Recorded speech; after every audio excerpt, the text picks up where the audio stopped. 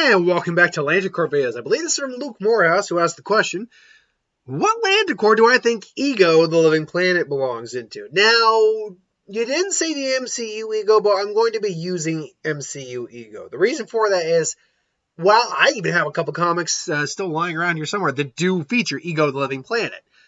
His actual personality, and therefore the actual emotional spectrum that he would belong to, is a little ill-defined. We could probably glean something from it, but there's just not a lot to go off of when we really break it down. Ego from Guardians of the Galaxy Volume 2, however, we clearly get an idea of the overall idea of what his personality is like. So, like I normally have done, I'm really only focusing on the corps I think he really does belong to, or at least that he has the strongest likelihood leaning towards. But like also originally, I am going to briefly go over I am going to briefly talk about a couple of the Lantern Corps that I don't think he's in, but I could see an argument for. Right off the bat, I want to get out of the way right now. If we're talking about him at the end of the movie, then he's a Black Lantern. He's dead. So he'd be a Black Lantern. Plus, his plan was going to wipe out pretty much the majority of the universe. So that would have been a act of death and destruction on such a grand scale that I feel it would have to qualify him for a Black Lantern Corps ring. But take that out of the equation. The one Corps I think we can at least have a conversation on that he doesn't belong to, but I can see why you'd think that. White Lanterns, Lantern Corps of life. Now, Ego being an immortal being for so many years, and we're talking about if he was still alive. You'd think this would be the perfect Lantern Corps for him. He is a being who's been around for God knows how long. He can create life on a whim and at whim, pretty much. He has spread his seed literally and figuratively all across the galaxy. So you'd think this would be the perfect Corps for him, really. And in one sense, you're right. But the problem is with White Lanterns, your goal isn't to kill your goal or take life. It's to keep life, to grow life, to nurture life. And Ego's plan ultimately would have ended the life. Yes, his life force would have existed along with there, but still existed, but really it was a singular life. It was a singular life form. That's not growing new life. That's just expanding an existing life. And because of that, I don't think because he'd ultimately be taking the lives of God knows how many. I don't think he can qualify as a White Lantern just because of his actions and motives. So now I got that one out of the way. The four Corps, I think that he stands the strongest leaning towards, and then we'll break those down into what I think is his most likely one. I think Avarice actually has to be under consideration. Now, Avarice is the Lantern Corps of greed, of selfishness. And let's be honest, Ego's plan was a very self-centered plan. It was all about him, his desire, because he wanted everything to be him. And, he's like, I am not alone. Just because he was disillusioned by what life besides him was like.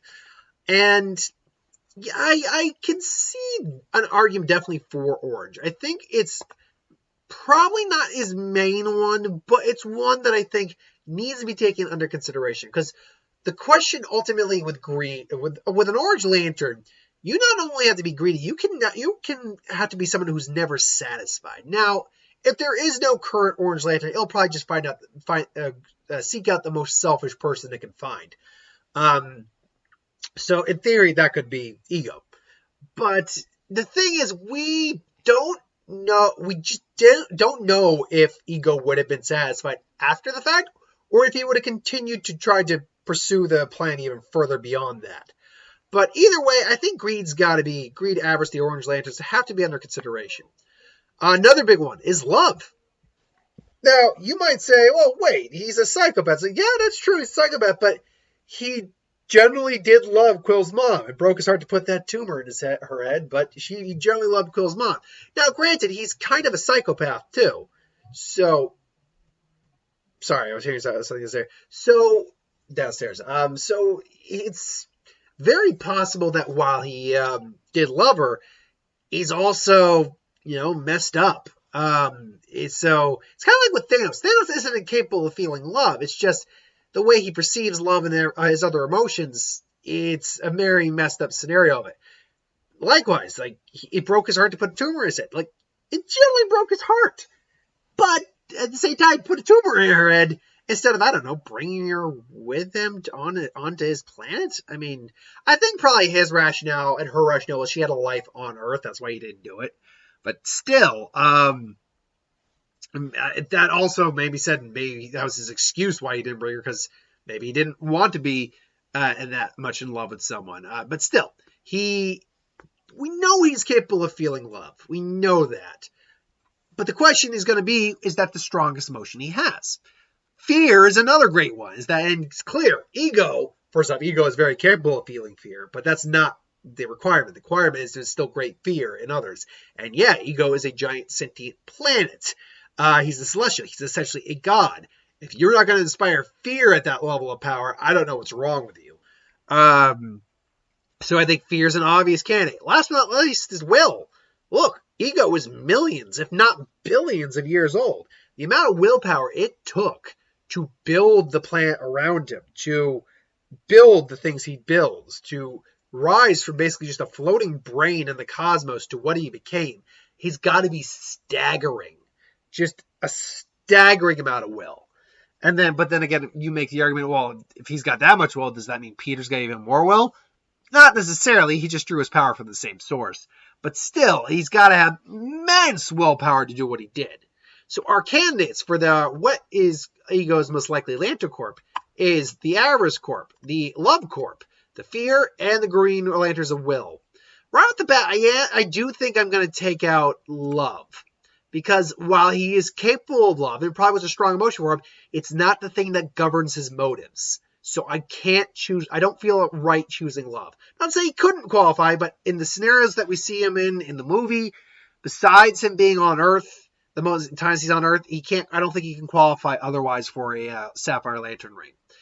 The other one I think we got to take out is Avarice, and that is simply for the fact that he has a goal, and we don't know what would have happened had he actually achieved the goal. See, like with MCU Thanos, which is different than the normal Thanos. I've already done Thanos in the video, but MCU Thanos is a different type of concept. So if you want me to do MCU Thanos, let me know. With MCU Thanos, yes, he wanted the stones, but that wasn't greed. That was like necessity. He needed the stones. And then once he actually succeeded, what did he do? He went to retire on a farm. He was perfectly content retired on that farm. So I don't think you could qualify someone like Thanos for greed. And if that's the case, we don't know if Ego would have actually completed that when he completed that task, if he would have been done. So I don't think we can make Avarice the Corp either. So it's got to come down to will or fear. So the question is, which one did he do, or which one does he have more of? Willpower or the ability to instill fear? We know in Mantis he definitely has more of the ability to instill fear. I'm actually going to go on the side of will. And the reason for that is, yes, they're all on some level afraid of Ego, but when you really break down, they were the Guardians of the Galaxy at that point. So the amount of fear they probably had of Ego was not as strong as what he probably could instill in others. And very few people actually knew of Ego. Like Yondu wasn't really afraid of Ego. I mean, he was concerned. He knew Ego was a threat, but he wasn't afraid of Ego. As far as we could tell, at least not anything he showed off. But, and so besides Mantis, we don't see anyone ultimately afraid of Ego. Whereas the act of will, it's clear. Ego's willpower is very clear how powerful his will is. He was nothing but a brain, then he built an entire planet around him, built a body that goes from the planet to planet, from galaxy to galaxy, solar system to solar system. The things he's able to create, the things he's able to do. So, I mean, yeah, I think, oddly enough, he's essentially Mogo. He's essentially Mogo, except he can actually talk to you more effectively. So as weird as it is, Will, I think, is the most likely candidate for Ego. See, I normally, when I started out, I thought it was going to be something more akin to fear or avarice. But no, honestly, breaking it down, Will seemed like the most logical candidate. Weird, isn't it? But still, that's my thoughts on that. Thank you for watching, though. I hope you enjoyed. Like, comment, share, and subscribe. As always, you want us to review something, put in the comments below. Let us know. We'll do a review of it at some point. Ideas for who would win, Star Wars, Superhero, Magic, What If, anything to do with the channel. Put that in the comments below. Let us know. We'll do a review of that at some point. So that was Ego, the Living Planet. Join us next week when we do another character. Until then, thanks for watching. Hope you enjoyed. See you next time, folks. I did put in the comments in the community that I was going to do one of my top 10s today, but I'm looking at the time more and more like I'm probably not going to get around to doing that, but I'm probably going to get around to doing it tomorrow. So more than likely tomorrow you're going to get a top 10 from me. So sorry for, bumping it back one day, but what are you going to do? Till then, thanks for watching. Later, folks.